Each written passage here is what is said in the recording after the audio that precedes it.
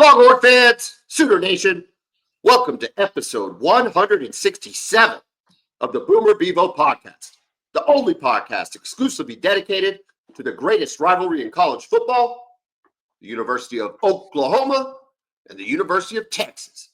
I'm here with my man, Kevin Miller. I am John Whitson. Kevin, in what could be the coaching coup of the offseason, there is a ton of smoke around defensive coordinator from Ohio State, Jim Knowles, potentially joining the staff at the University of Oklahoma.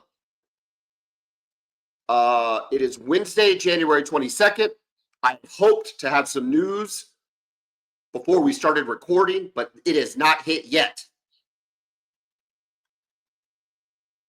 Rumor is he wants to be closer to his fiancée and her two teenage sons that live in Oklahoma. He knows it's a good job. Of course, it's a good job. It's the University of Oklahoma. But he is coming off a national championship at Ohio State. He is roundly regarded right now as the best defensive coordinator in the country. I can only assume this means he doesn't want to be a head coach anywhere. What is your initial thoughts when you hear the news or the potential news that Jim Knowles might be coming to Norman?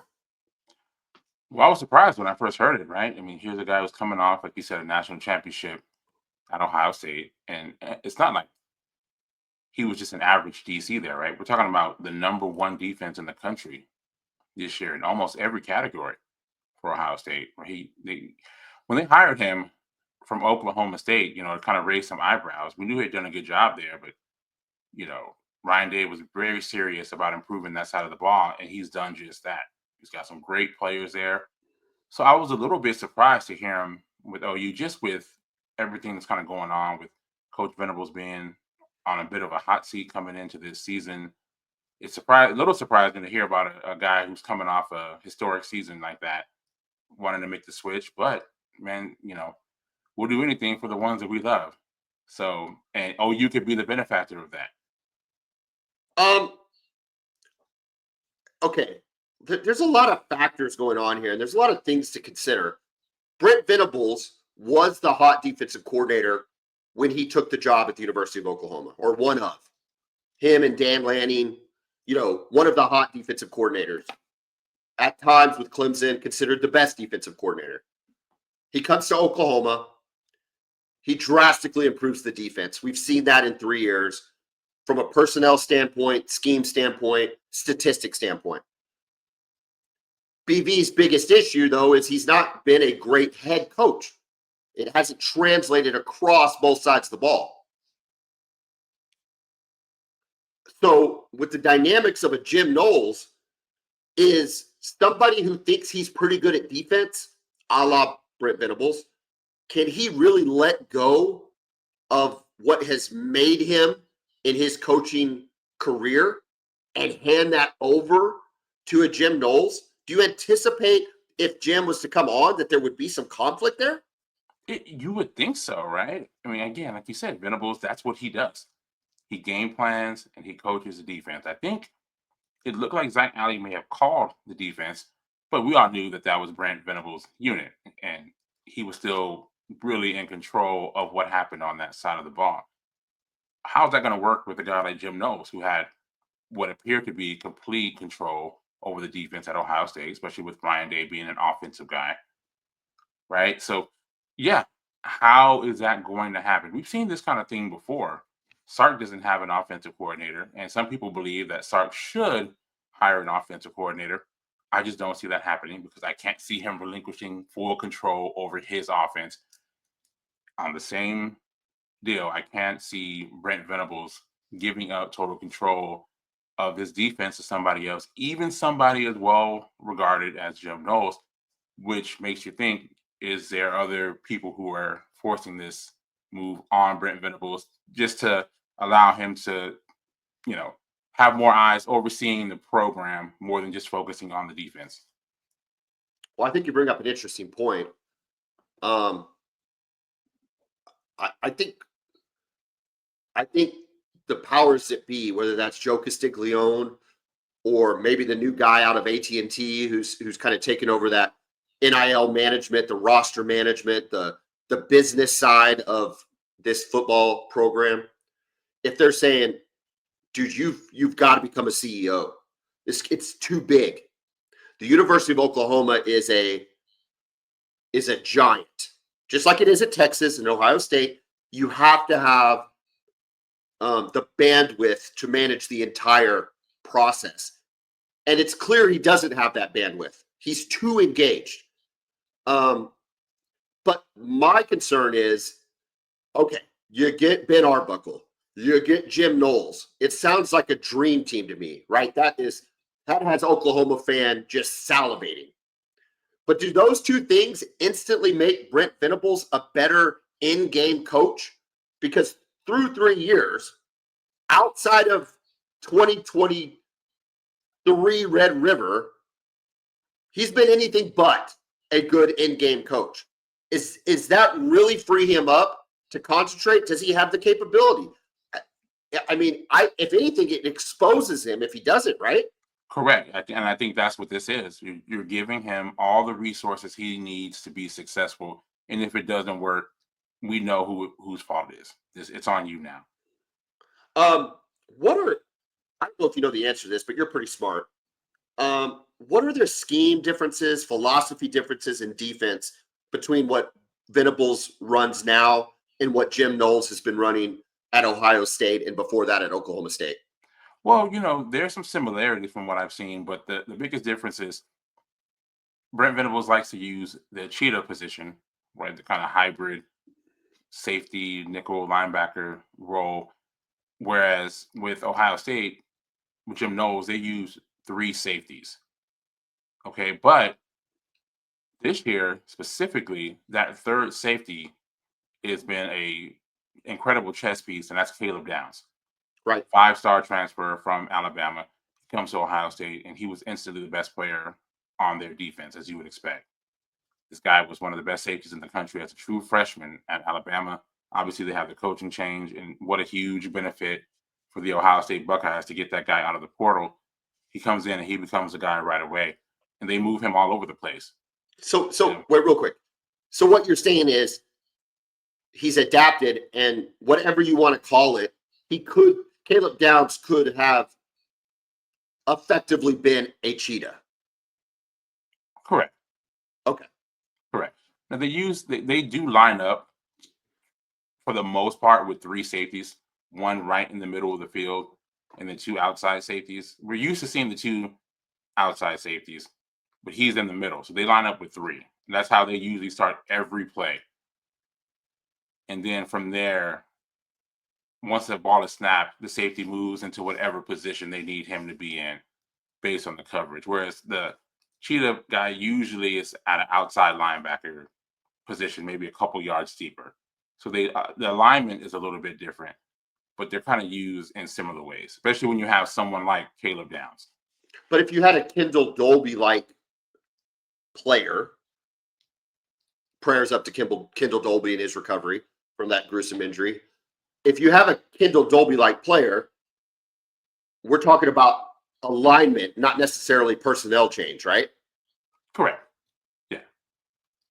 Kendall Dolby's a good player. I mean, Caleb Downs is. No. I know you're not. I know you're not. You're comparing them as players, but yes, correct. Yeah. It could work. I'm not saying Kendall Dolby is Caleb Downs. I'm not accusing you of saying that either. But Kendall Dolby. Correct. He could be that third safety. He played the cheetah, but it wouldn't be out of this world to expect that he dropped to a center safety. Not at all. Okay. Not at all. That's all I'm saying. Okay. Yeah. Well, look, man, it's okay. Let's extrapolate this out. Let's be on the positive side of things for a second. Oklahoma secures Jim Knowles. Later this week, he's named the defensive coordinator.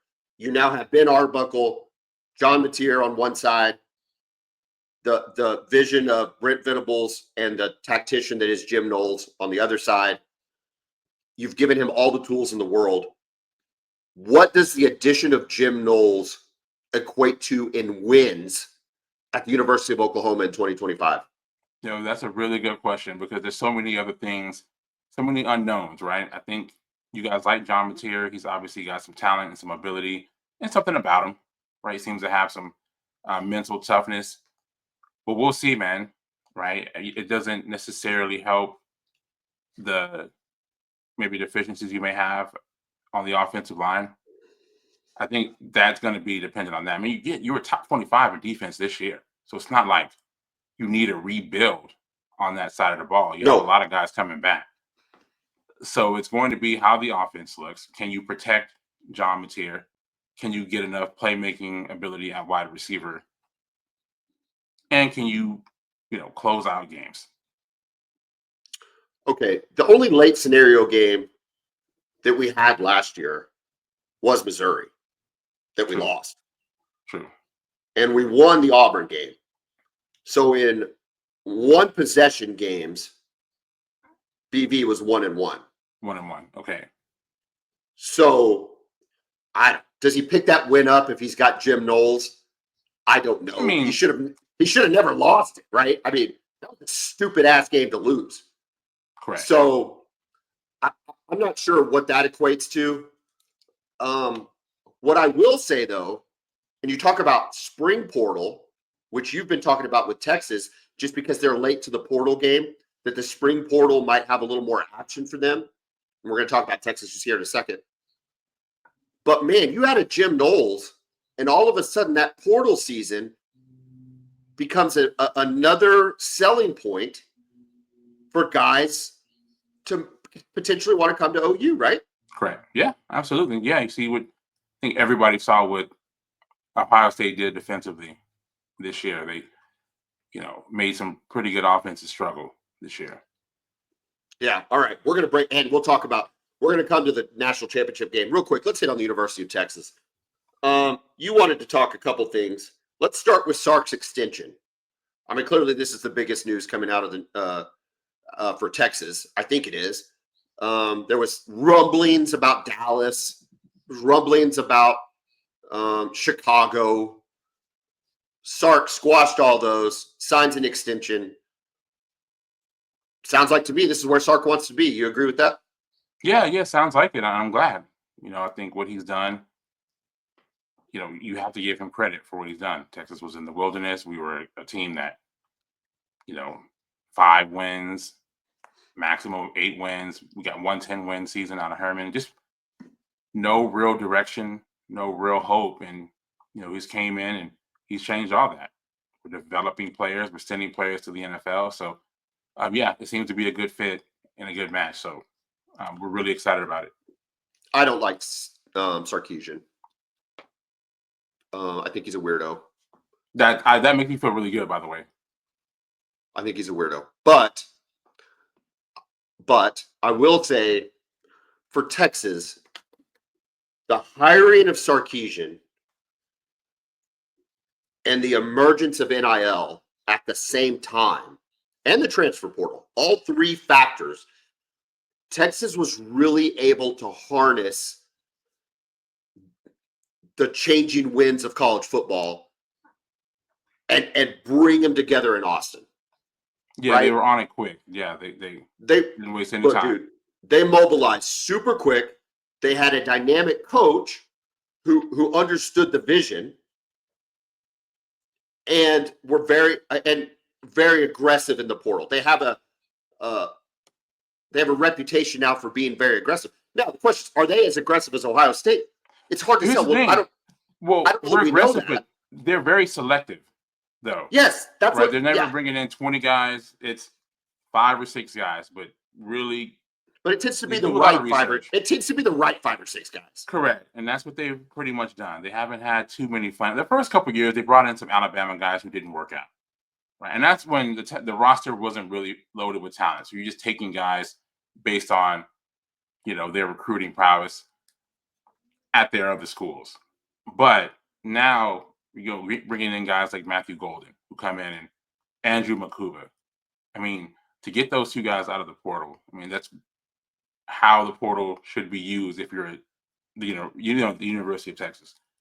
Yeah, and I'll tell you, training players for us. The other point you wanted to bring up in our prep show was Texas is their portal window's closed. They had 5 days after losing to Ohio State. It's closed. I didn't see a ton of transfers coming across Twitter with people writing letters about their career being over at Texas. We at least lost anybody that mattered. At least anybody that one mattered. player, Amari Niblack, a talented tight end. He was kind of buried this year. He's our third tight end behind Gunnar Helm and Juan Davis. I'm hearing he's going to Texas A&M. Nothing official yet. I heard that. Everybody is saying that. So this will be his third or fourth school. This would be number 3. Started off at Alabama. He's a guy who just hasn't really seemed to get the playbook down and the blocking aspect. He's a talented athlete. He actually scored against Texas when Texas played at Alabama in Tuscaloosa. Pretty decent touchdown. He was able to break a tackle and take it to the house. So it shows you what kind of athlete it is. But Sark's scheme, the tight end has to be able to block. They have to be.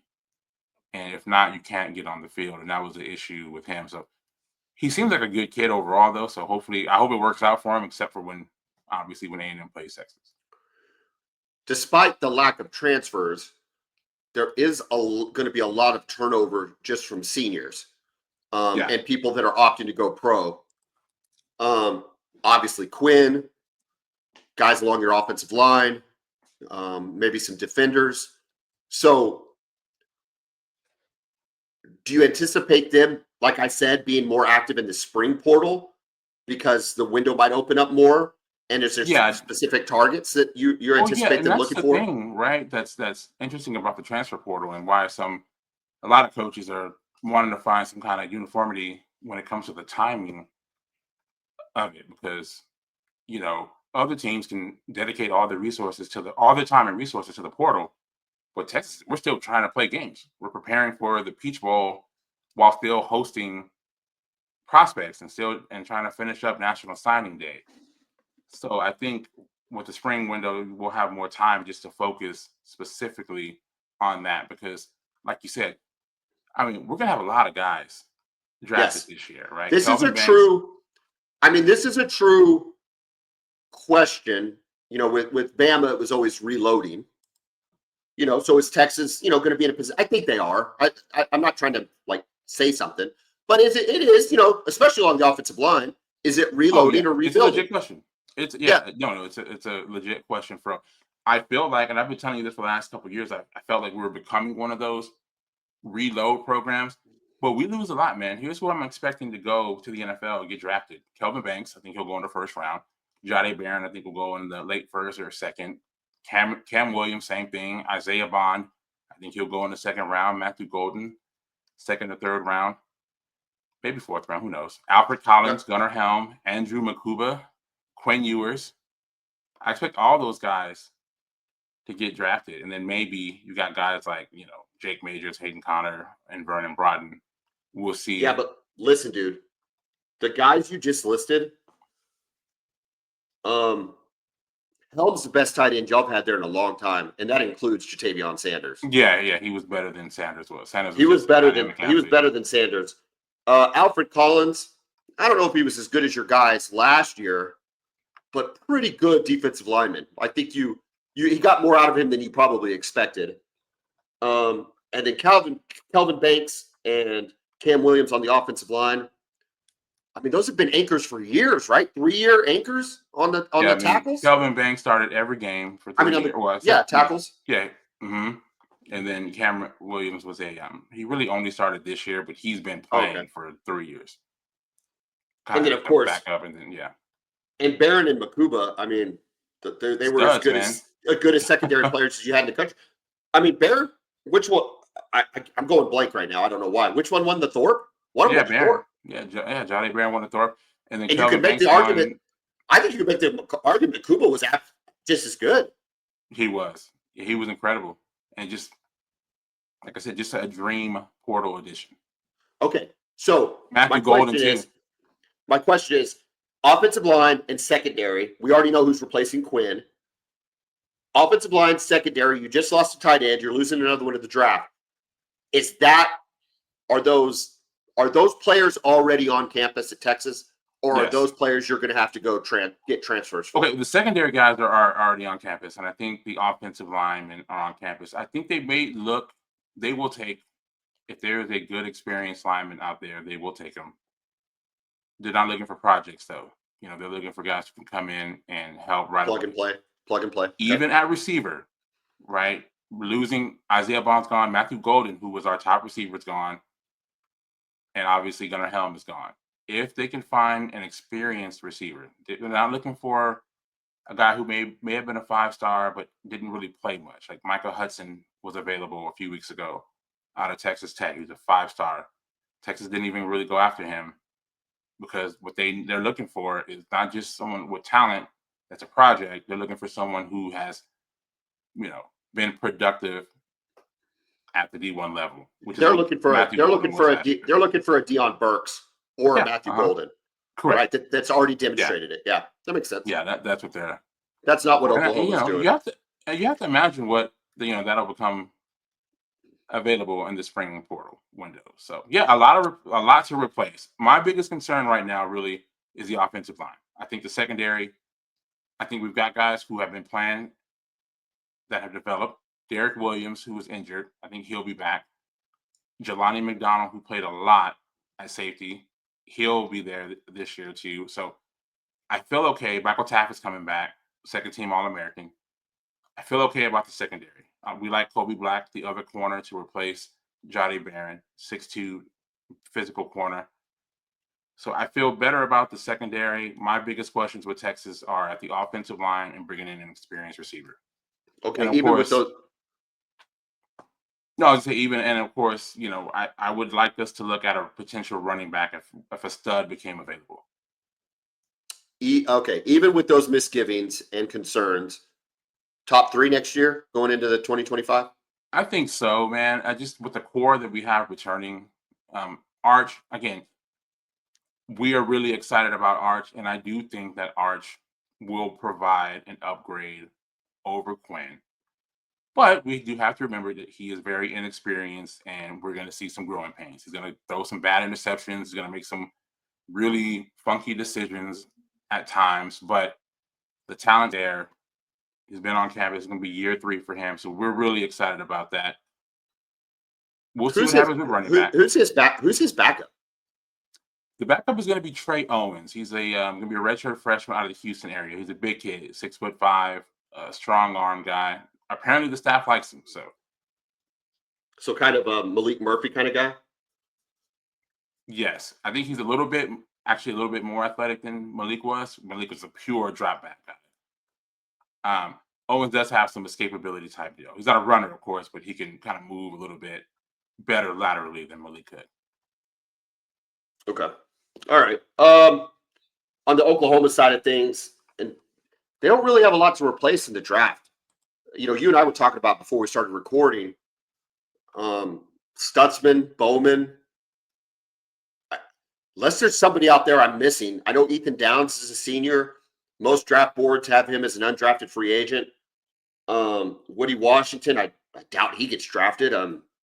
So it's on the defensive side of the ball, it's positive because there's not a lot of gaps to fill. Those 2 gaps are pretty big, Billy Bowman and Danny Stutzman, but fillable.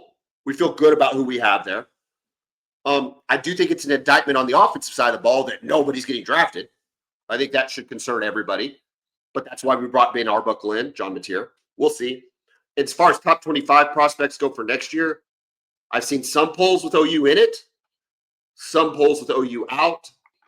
I think that's about right?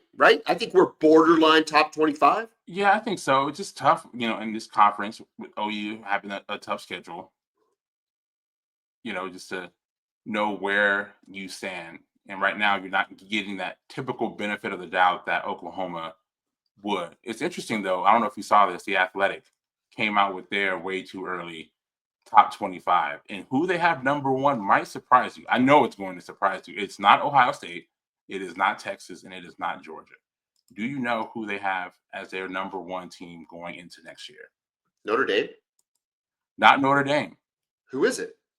Penn State. Is Aller coming back? Aller is back. And more importantly than Aller coming back, they get both of their stud running backs. Nick Singleton and Kaytron Allen are coming back. What about the tight end? The tight end's gone, and so is Abdul Carter, their dynamic edge. But their other edge, Denai Dennis Sutton, is back too. So I think they're banking on the fact that they're bringing back their quarterback and both of those studs that they have a running back. When you think about Drew Aller, think about the top four, the playoff teams. I talked a lot about with those playoff teams how you could interchange those quarterbacks, and I'm not sure it would matter. I think Drew Aller, after seeing him play though, and looking at him statistically, was by far the worst of those four quarterbacks, right? Yeah. Or he had the least outside talent. It's one or the other, or maybe both. Yeah, I don't know what it is there. Is it a lack of talent on the outside? Is it him, or is it just a little bit of both? I would like to see them upgrade their talent at wide receiver. But the thing is, if you're a receiver in the portal, you might go there because if you're going up a level because you want to win. But I'm like, man, are you going to get the ball? Or are you going to get the football? I think if you're a tight end, a tight end, you go there.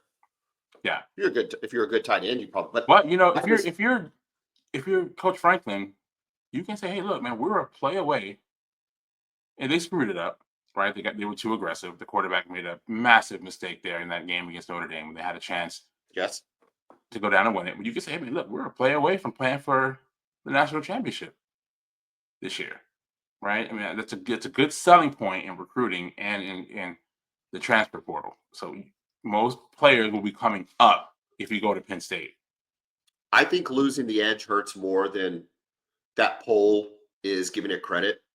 That dude was really good, really good, super talent. Yeah. And their tight end, I don't know what he's going to be at the pros, but he was a hell of a college football player. A dude that you wish was on your team every day of the week. Every day of the week. And so versatile. Now, will that translate to the pros? I don't know. But real quick, let's go through this just real quick. Like I said, we'll fly through this. This is again the Athletic here. So we saw Texas at 2, Notre Dame, LSU at 4. You got to let me know when you too high. I think so too. Now, obviously, you look at this. There's talent, right? You see these guys, these names here. There's talent. I want to see what Nick Anderson is going to do for them. Barry and Brown also is a big pickup. 2 edges. These are 2 really good players, especially Patrick Payton. So we're going to see. They don't have Bauer. They don't have Bauer Sharp listed as a key transfer. I saw that. What a snub! What a snub to Bauer Sharp.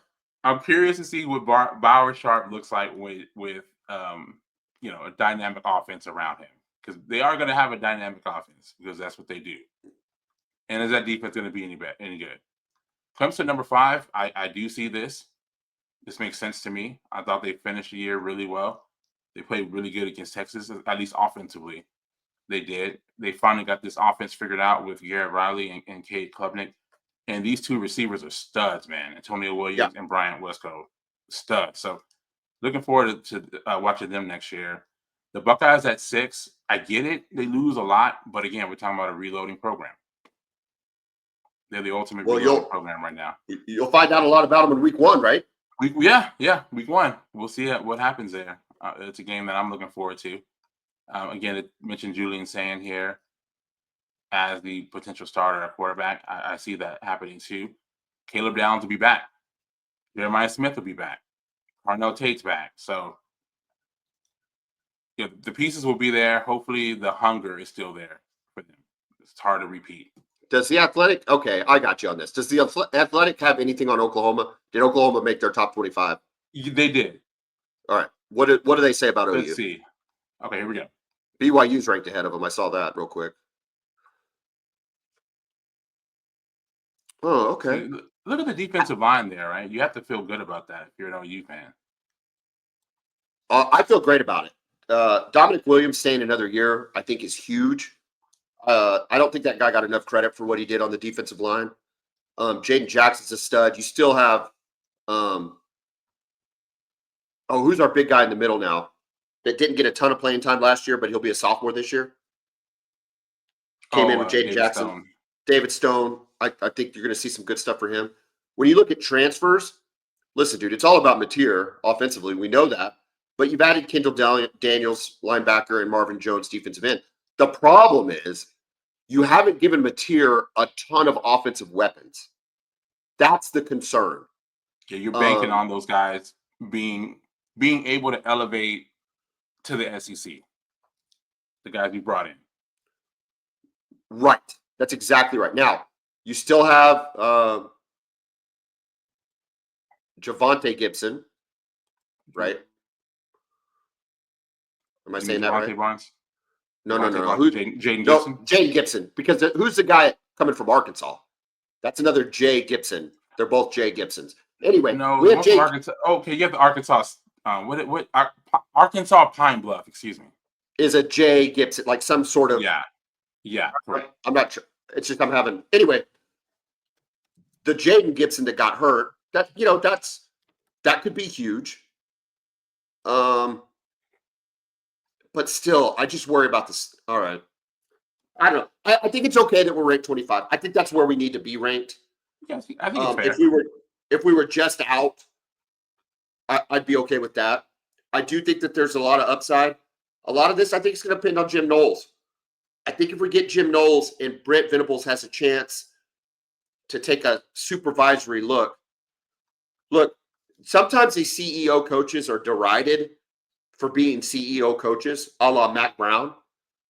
Look, I know Mac, near the end of his career at Texas, could have done a better job. I get that. But in his heyday as a CEO coach, he was one of the best. Correct. Nick Saban was the ultimate CEO coach. Kirby Smart is a defensive genius. He doesn't run the defense at Georgia. Correct. So I just don't. We'll see if he has the skill set. All right, let's pivot here, Kevin. What do you want to talk next? You want to talk men's basketball, OU Texas, or you want to talk about the national championship game? Because we haven't talked about either one yet. National championship game. All right. Ohio State wins 34-23 against the spread. That means you stand as a winner this year. Congratulations. 44, 43, and 1. This is my worst year, though. I believe this is my worst year out of the three. It might be your worst year, but that's really – I mean, I still think one game over 500. 42, 45, and 1. I thought the stats were really fascinating in this game. Riley Leonard threw for more yards than Will Howard, but Will Howard actually had more rushing yards. So I thought that was really interesting. I don't think we would have expected that. Jeremiah Smith, they did not corral him like Texas did. I was explaining to my daughters, and this is just a layman's approach at what it looked like to me. In the first half, Notre Dame looked like they had the attitude that we are a man-to-man defense, and we are not going to go away from that. And then realized by the second quarter, we better go away from that. Yeah, we can't cover these guys man-to-man. We can't cover these guys. But they're actually not a great zone defense because they don't play it very much. They don't play it correct. You can't install something like that. So it was like damned if they do, damned if they don't. Now they did have 10 days to put something together. And after seeing what Texas did to Jeremiah Smith, maybe they should have watched some tape. That being said, that first drive for Notre Dame was awesome. Oh man, it was great. 9 minutes and 45 seconds. Okay. 18 plays. 18 plays, 9 minutes and 45 seconds. Riley Leonard looks like Cam Scatabo in the fourth quarter against you guys, like he was about to die. But it was still awesome. And yet, Ohio State ends up with the time of possession, 32 minutes and 27. Well, first of all, I thought after that drive, which we both agreed was incredible from Notre Dame, it's a dream scenario to start the football game. You run it down their throat. 18 plays, 75 yards, you get the touchdown. But then Ohio State responds, and they go on a similar drive, 6 minutes. Yep. It's not like they just went and threw a bomb to Jeremiah Smith. No. They said, okay, we can play this game too.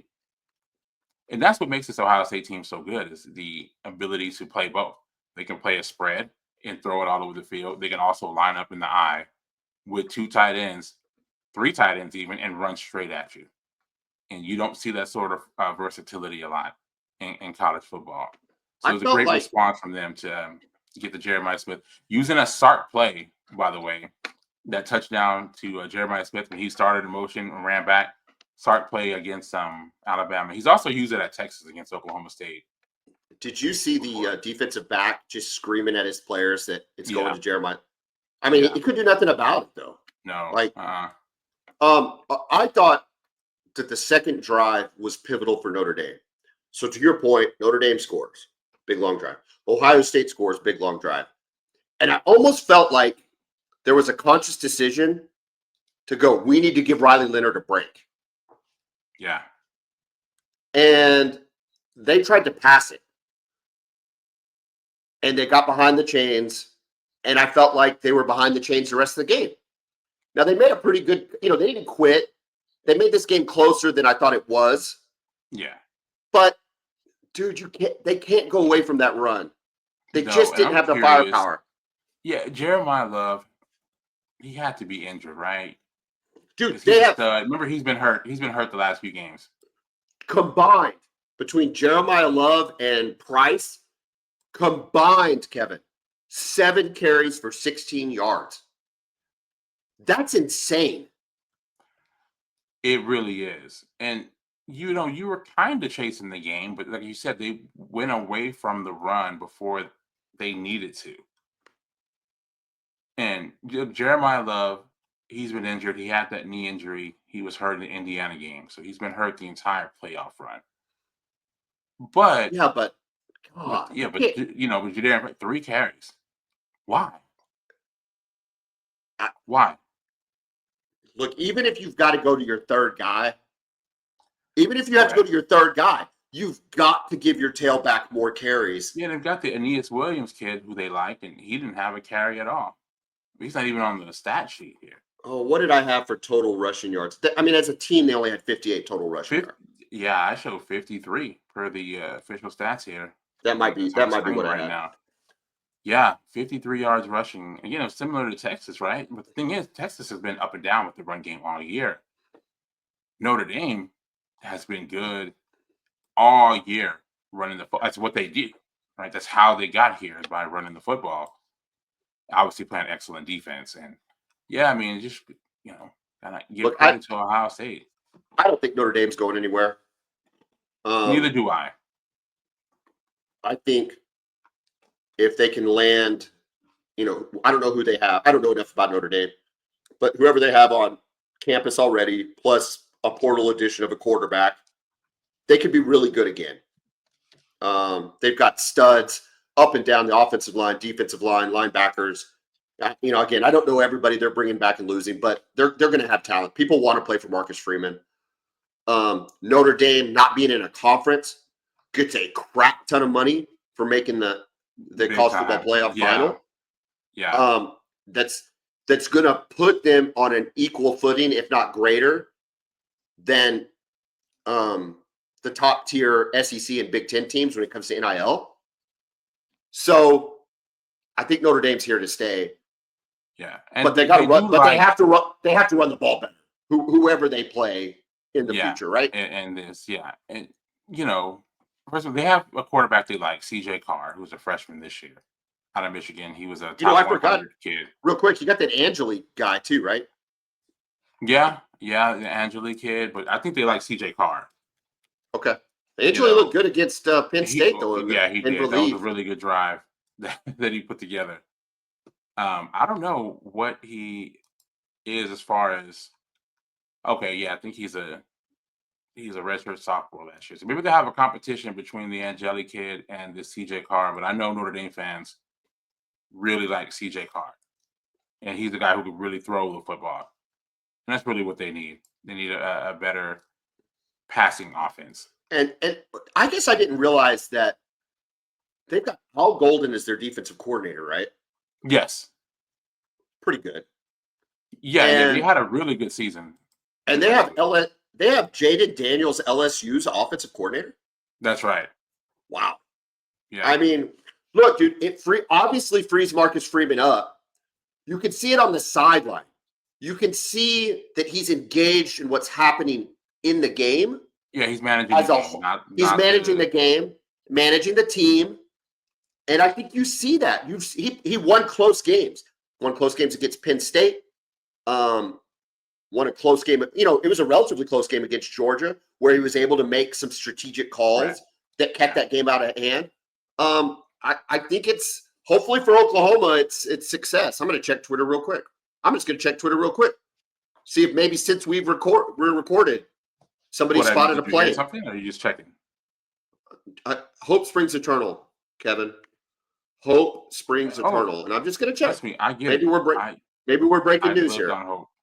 No, Jim Knowles still okay. Men's basketball. Hold on, real quick. Yeah. Before we move on from this, shout out to talk about the portal, right? And Texas bringing in Andrew Makuba and Matthew Golden, and helping propel them to the national semifinal this year. But Ohio State bringing in Quinshon Judkins when they already had Travion Henderson. Right. And just to see how good he was. Well, and Will Howard in this game. Will Howard. And they brought in, and of course, Caleb Downs. And you bring those kind of guys in to an already super talented team. That's how you kind of get you over the hump for winning a national championship. Do you believe the numbers that their NIL budget was $30 million? Who knows, man? I mean, I've heard that from a few sources, but who knows? But, these guys don't come cheap. Quinshon Judkins could have been drafted last year. And, again, in addition to that, their retention at Ohio State. I think that's more important than the portal, is keeping the guys you have that are experienced and know the system. Keeping a Travion Henderson, keeping an Emeka Ibuka, having those experienced guys on the roster, also on their defense too. These guys get recruited in the portal every year, and you see a lot of guys who have been in this program for 3 up to 5 years, and those guys are the reason why this defense was so good. Listen, I 100% agree with you. In terms of Oklahoma, keeping Robert Spears Jennings, R. Mason Thomas, Dominic Williams, that was more important than any portal pickup outside of John Mateer. 100%. Yes. You got to keep the guys you're not going to see that on any ranking, right? When you see a transfer portal ranking and it says, well, you're number 6. Okay, but who did you keep? Like, what was their performance versus the curve, and who did you keep? It's ginormous. So it's absolutely ginormous. But here's my point with the money. Okay, so you got Nick Saban, who everybody has deemed the new commissioner to be for college football, roundly criticizing NIL for creating a competitive imbalance. Yeah. Right? Yes. Which the pot calling the kettle black. I don't know what else in the world is more hypocritical. Been a competitive balance. Okay, it's never. Look who played in the national championship game, Kevin. The 2 bluest blue bloods of the blue bloods. Yes. There is no more bluer blood than Notre Dame and Ohio State. Correct. So this game could have been played in 1951. And we would be like, yep, Ohio State, Notre Dame, or 1961, or 71, or 81, or 91. Like, this is, to see these two names, surprised. There's no surprise. The haves have always been the haves in college football, which is why it was so important for Oklahoma to go to the SEC. You had to maintain, Texas as well, you had to maintain the have stats. Yes. So to indicate that somehow the game has been changed by NIL, I agree it has. But as far as the competitive imbalance, stop. There's always been a competitive imbalance. That's the nature of college football. That's exactly. And we talked about keeping your players. You better believe that's what Texas on that 5-day deal. That's what they were doing. It was almost like a national signing day deal. You know how many people came after Colin Simmons and Anthony Hill in the portal and gave them insane offers? Thankfully, Arch Manning comes from a family where they don't care about the portal or NIL, because I could realistically see a team paying over $10 million for Arch Manning. Listen, I don't care about Arch Manning. I'm going to take John Mateer over Arch Manning, even if just because I've seen it. And I am not for transferring to rival schools. I think it's weird. I think you think it's weird too, right? I do. I take Colin Simmons in an instant. Write the check. Yes. He's going to be the best. He's going to be the best edge in college football next year. 9 sacks as a true freshman. He's going to be the best edge in college football. Yes, correct. Art Mason Thomas is a very good edge in the fourth quarter. Very good. Which maybe that's what you want. Yeah, but he ain't no Colin Simmons. He ain't no Colin Simmons. No. And then Anthony Hill. Everybody's after this kid in the portal. Yes, everybody. So we feel good about where we're at with those guys, just having that foundation. Those are pretty good guys. All right, men's basketball. 22 and a half sacks coming back for Texas next year. Congratulations. Thank you. You're welcome. Men's basketball. Texas beats Missouri last night, 61-53. Texas improves to 2-3 in the conference. You get Texas A&M this weekend. Now, were y'all already playing basketball against A&M? Yeah, we've played A&M a few times. We actually already played them this year too. So it's not the end of the world to play A&M. This isn't like the football game. No. I mean, it's different with the SEC, but we played them out of conference several times over the last 12 days. I think if you get to 500 in the conference, if you can beat A&M, they're down their best player right now. I think they're gettable. I think if you can get to 500 in the conference, you're back in line for the tournament, right? Yeah, and I saw on the most recent bracketology that right now I think they're on the first 4 out. Where was OU? Right now, you guys were, I think, on the bubble. Like you guys weren't out. We live on the bubble. Yeah. Maybe Oklahoma, on the last 4, like the play-in spot or whatever. Yeah. Okay, that's fine. Oklahoma 1-4 in conference. Since our last podcast, we did beat South Carolina. The first half of that game was pretty atrocious basketball. Both teams were not very good, including Oklahoma. In the second half, Oklahoma looked like a very competitive basketball team. And things clicked, and we were able to put South Carolina away fairly easily. But the first half was a struggle bus. That being said, we take on Arkansas, who I think hasn't won a game in the SEC. This is John Calipari's first year. We're going to Arkansas. We're no stranger to playing Arkansas, but obviously not with Calipari. I do not think Calipari carries the same mystique that he did 10 years ago in 2014, though. I think the luster off the hair oil has dimmed. Would you agree with that? Yeah, for sure. I think Kentucky, the thing about Kentucky fans is that they're like, okay, yeah, you're loading up with NBA players. I mean, you don't watch an NBA game without seeing a Calipari player. Best player in the league. The best player in the league right now. Best player in NBA is Kentucky. Yeah, and there's so many other ones, man. But the thing is, the way Kentucky fans are, they'd rather win with 3 stars than lose with 5-star guys. And that's the thing. They hadn't won. They had the one championship, right? 2014, I think. Yeah, with Anthony Davis, but did they lose that 2014? Did UConn win? They won whatever the one with Anthony Davis was, the one that they ended up winning. I'm looking it up. So, yeah, I don't know. 2012. Man. 2012. Was it 2012? Okay. Man, that's a long time, dude. Yeah. Like Anthony Davis got to the final. He got to the final, yes, and was the final most outstanding player. Yeah. But that's exactly. So look, yeah, here's with all the great players that they've had, it got to the point to where he was more being known for just recruiting incredible players and sending them to the NBA as lottery picks, but not being able to win the national championship despite that. here's the problem, right? For Calipari was an early adopter of one and done. Yes. Okay. So where guys like Roy Williams and Mike Krzyzewski at the time and other coaches were reluctant to sign one and doners, he was able to sign one and doners and create uber talented teams that could then compete. However,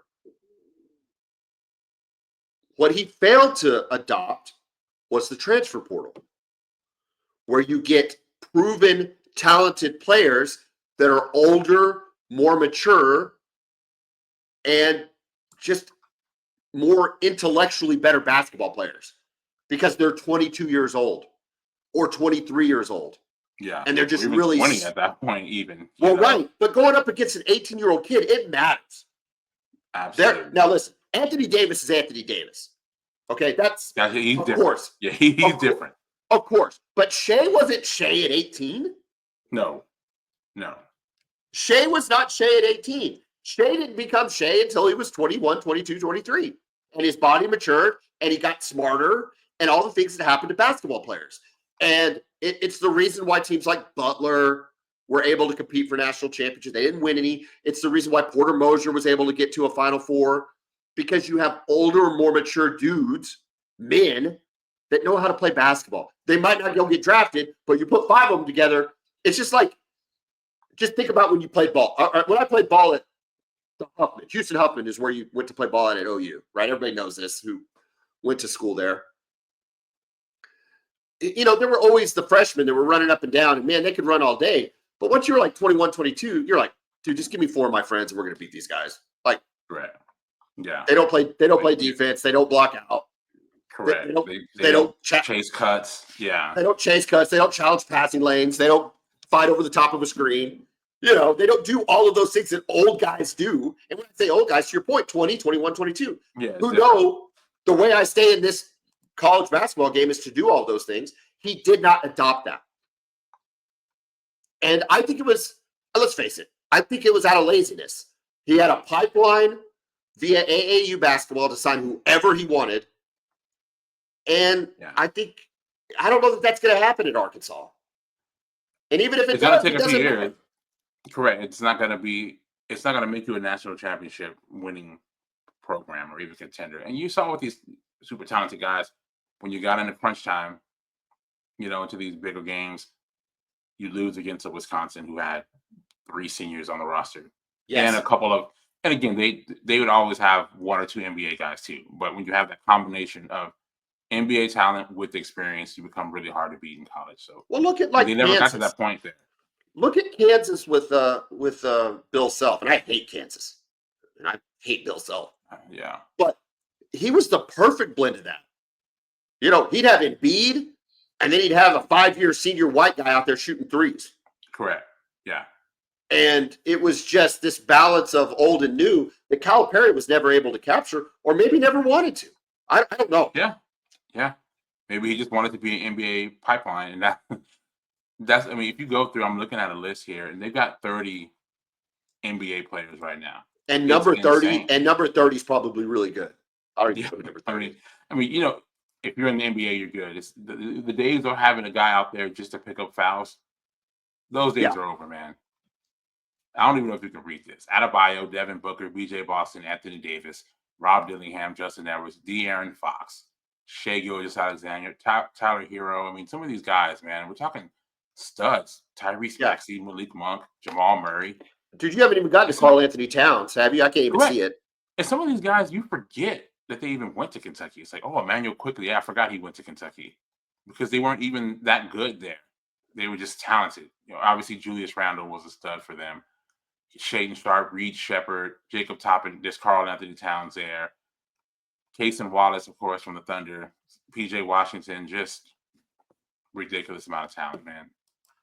But again, it didn't translate to winning championships, and that's what Kentucky fans ultimately want. So I think they were okay with Calipari leaving. They're not going to find Calipari after 1 year, though, right? No, I'm talking about Kentucky when him leaving Kentucky to go. No, I know. I'm sorry, but Arkansas. No, I Arkansas don't think so. Nah, he's got to have time to build something, and he's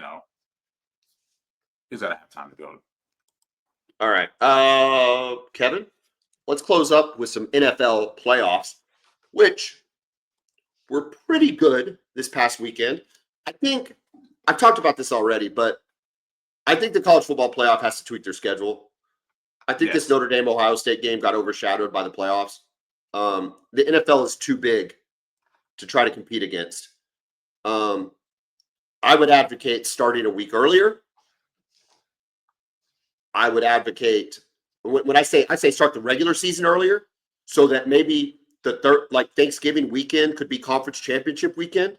Okay, yeah, and then you could start, and then you could play that next game almost that next week, or very soon after. I think something has to happen, because it's a shame that college football gets put to the back burner, but it was. But that's okay. Yeah. It just happened. NFL, however, was pretty good. I don't even know where you want to. I guess we're an Oklahoma podcast. Let's start with Mark Andrews. That was a great game. I was rooting for Buffalo. I think Buffalo has the best chance to beat Kansas City. Mark Andrews has a devastating fumble in the fourth quarter, if I recall. Yeah, late in the fourth quarter too. I think there was 4 minutes left or something like that. It's pretty late. Where he kind of gets stripped. Lamar Jackson does Lamar Jackson things and marches them down all the way to score a touchdown. 2 points to tie. They do a rollout, which is what I said Texas should have done against Ohio State. That rollout play always works. Somebody's always open. And in this case, Mark Andrews was open. Now, was the ground a little slippery? Did he lose his feet? Yeah, a little bit. But I think it's more mental, man. I think he was thinking about that fumble. I think he was thinking about having to catch it and not just making the play. That was costly. And yeah, it's a tough play for him, man. For a guy who's such a stud player, but such a reliable guy over the years. Really, Lamar's number one weapon. So yeah, it was a tough play for him, especially in that moment. What do you think about Lamar saying, "Hey man, I threw a good pass. He just didn't catch it"? Is that what he said? Yeah, but he didn't say it like in a dick way. He just kind of said like, "Hey, what happened on that play?" Hey man, I don't know. I threw a good pass. I agree with him. I think he threw a good pass. I don't think this is on Lamar. I know he did support him and defend him after that. Yeah, I didn't see the quote. I don't think he was throwing him under the bus either. I don't think he was throwing him under the bus. I think he was just being honest. Yeah. This was after the game, hold on. I gotta find it, but basically saying that well, he went on a cussing rant about not fumbling. Yeah. You saw that. It was tough. Yeah, and here's what he said. He said, I talked to him on the sideline. I'm just as hurt as Mark. It's not his fault. All of us played a factor in that game. It's a team effort. I'm not going to put that on Mark. He's been battling all season. He's been doing all the great things he's been doing all season. I threw a BS interception. It was 7-7 at the time. I believe they scored after that. Then a fumble. I'm trying to make something happen. It was an RPO play, so I couldn't throw the ball because we had an offensive lineman down the field, and I fumbled it. It's like, you can't have that. So yeah. No, listen. Being accountable. Do you think Lamar still wins the MVP? Absolutely, I think he should. I don't think it's close. He was the best quarterback on that field. Give Josh Allen and the Bills credit for playing a clean game. I think the advantage was I think the biggest advantage was being at home.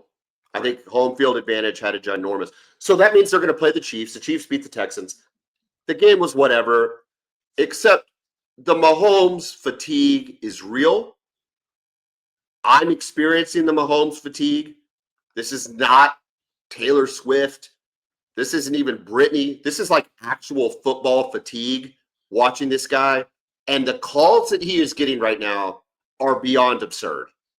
It's getting a little ridiculous. That one where he is going to the sideline, he intentionally slows up.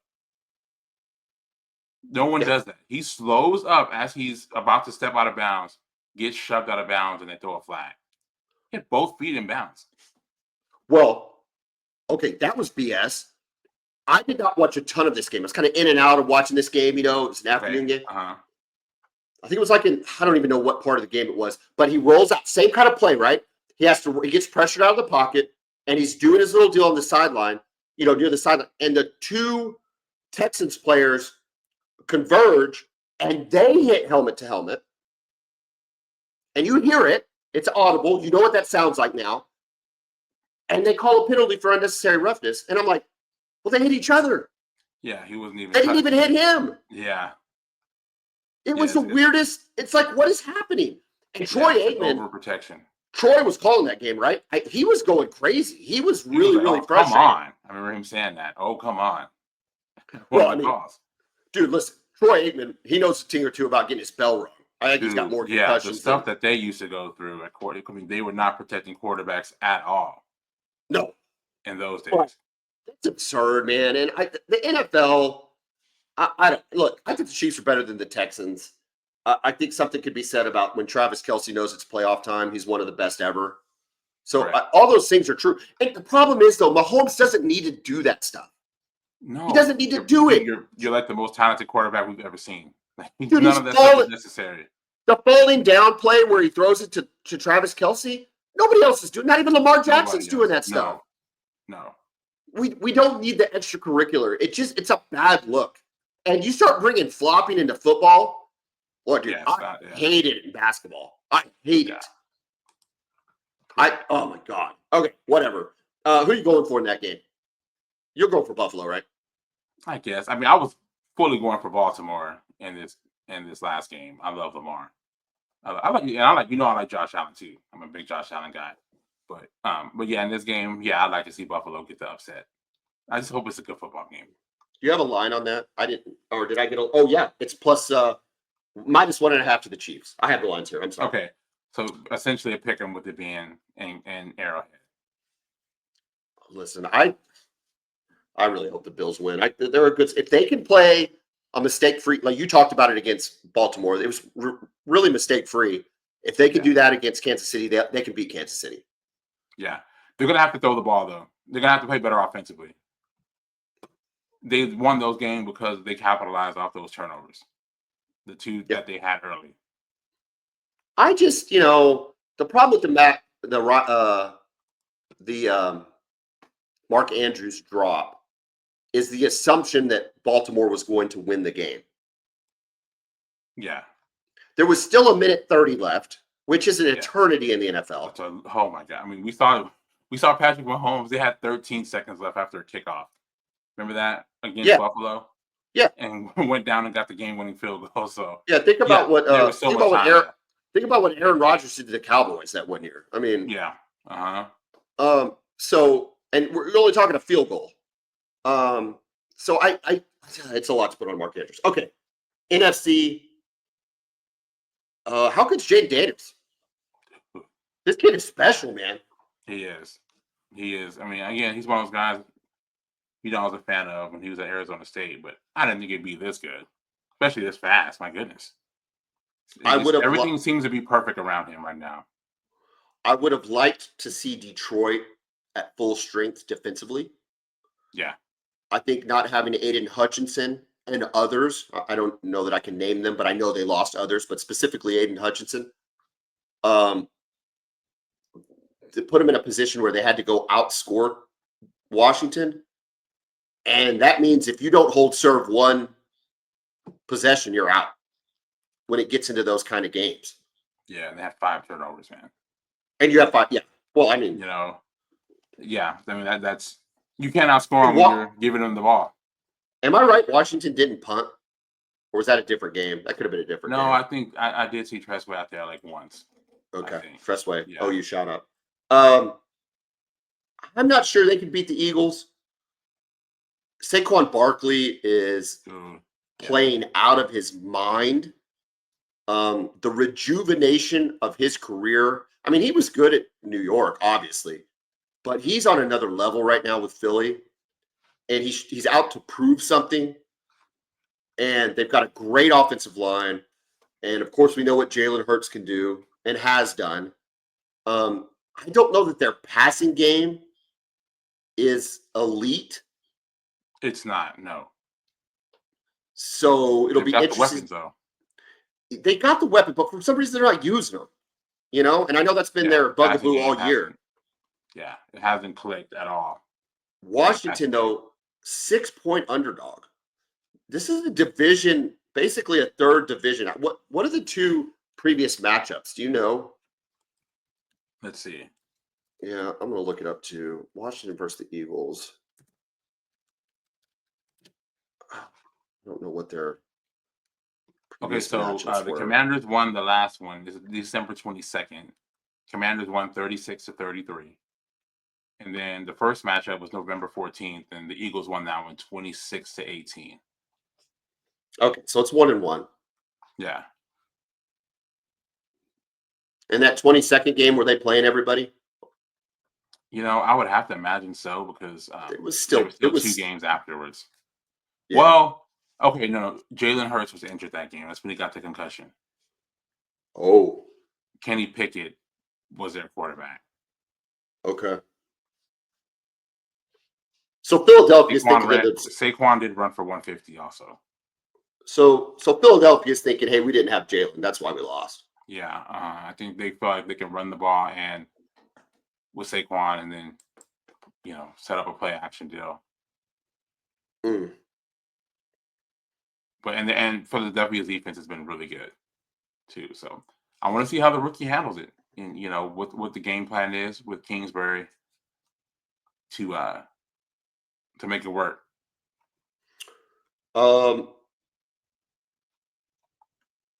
Either way, for Washington, you got to feel good about it. Jalen Hurts is a franchise quarterback, and he's the worst of the four there. Yeah. That's crazy. I don't even really mean that as a shot at Jalen, right? I just mean it as like this is a league of studs at quarterback. You have to have a stud.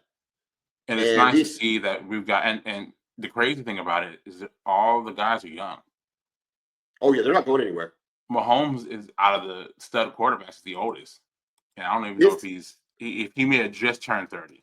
This feels like okay, so when I was growing up, it was Montana and Elway and Marino. Sims and Marino and a little bit of Aikman there at the end of maybe some Jim Kelly in there. Maybe some Steve Young.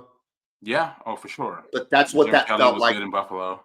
That's what it felt like when I was a kid. Then when I'm in college and just after college, you started to get the Brett Favre and the Peyton Manning and that crop, Tom Brady was coming on, that crop of Andrew that you feel like are there. Up. Yeah, you feel like those guys are there forever. They were, yeah. And I hope these guys are around forever. I love watching Jalen Hurts. I don't know. I know he's an OU guy. Yeah. He's But I'd love watching Jay Daniels play forever. I hope they do. Oh, yeah, seriously. Balling out. And you got Josh Allen. You got Lamar Jackson. Mahomes, obviously. You can't forget about Joe Burrow, who had an MVP-like season. His team wasn't very good. So, yeah. Yeah, who are we missing? All these guys are in their 20s. We're missing Joe Burrow and Lamar Jackson. Yeah. We're missing anybody else that we wish was there? I don't think so. I mean, Burrow. I think we mentioned the top guys, and most of them are in the AFC. Those could be your six best Mahomes, quarterbacks. Burrow, Josh Allen, and Lamar Jackson. Probably the top four. Then Jaden Daniels coming up now. So I need Mahomes to stop the BS, dude. I need Mahomes to stop the BS. Yes, because you're the most talented quarterback we've probably ever seen. So you don't need to do anything other than ball out. Playoff, championship playoff weekend in the NFL. Enjoy it. Basketball against A&M. Oklahoma's basketball against Arkansas. Enjoy both of those games. Enjoy the rest of your week. Kevin, have a good one. Boomer. Okay.